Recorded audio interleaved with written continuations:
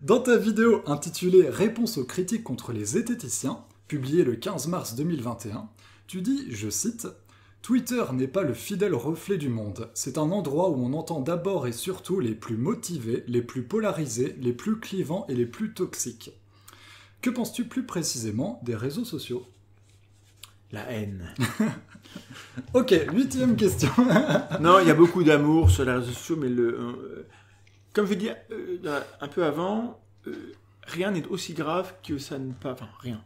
La plupart des choses sont pas aussi graves qu'il ne paraît sur les réseaux. On fait des montagnes sur des choses, on s'énerve, et on oublie d'aller vérifier si X a bien dit ça avant de se vérifier que X est un horrible salaud.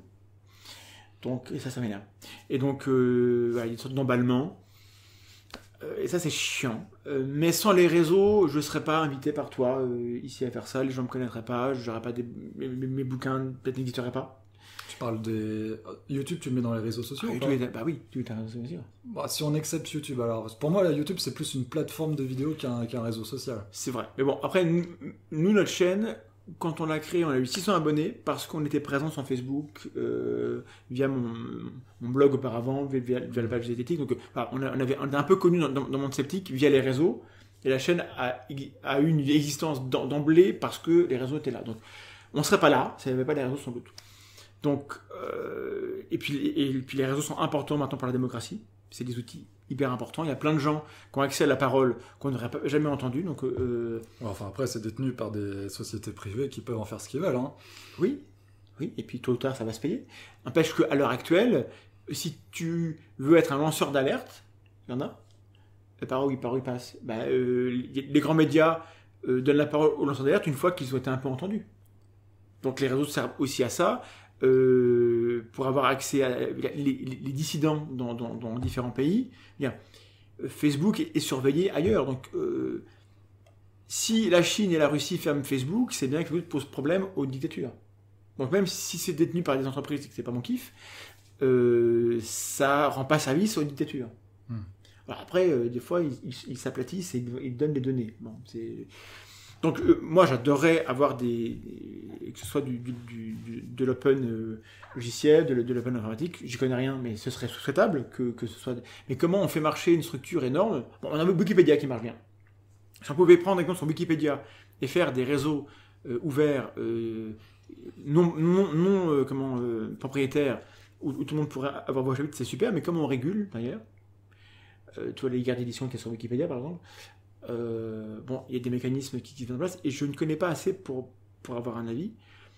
Je reviens sur ce que j'ai dit. Les réseaux donnent la parole d'abord aux plus motivés, mais c'est vrai partout. C'est-à-dire que aux élections, tu peux voter qu'une fois, mais sur les réseaux, tu peux voter 1000 fois. Si tu es motivé, que tu t'inventes des comptes différents et que tu veux défendre ta secte, tu peux y aller 1000 fois. Et puis on en voit. Ça sent le vécu, ça. On en connaît quelques-uns qui viennent avec 40 comptes, dire la même chose partout. Bon, c'est comme ça. Et il se trouve que les gens raisonnables, rationnels, modérés, sont modérément motivés pour aller s'exprimer.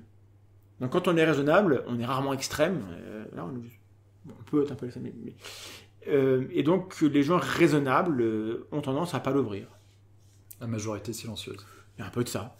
Et donc ce qui serait bien, c'est que la majorité silencieuse s'exprime calmement, mais avec moins de modération. Ah oui ?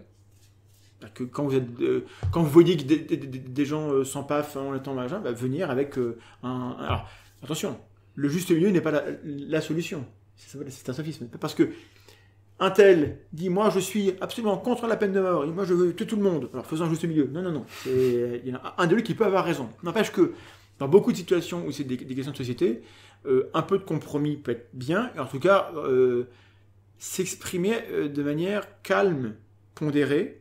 On peut être radical et pondéré. Je suis calmement anti-peine de mort. Par exemple, je n'ai pas besoin de gueuler pour défendre. Et si c'était plus apaisé, les gens d'en face écouteraient plus. Alors ok, parfois les gens d'en face n'écoutent pas du tout, et des fois il faut s'énerver pour qu'ils écoutent. J'entends, mais ça me semble contre-productif. Donc bon, ce serait bien que les réseaux soient utilisés par des adultes raisonnables. Et tout le monde, de temps en temps, n'est pas raisonnable. Donc on est tous coupables, mais certains plus que d'autres. Et cela, Voilà, peut-être qu'il faudrait les mettre au pain sec et à l'eau, quoi.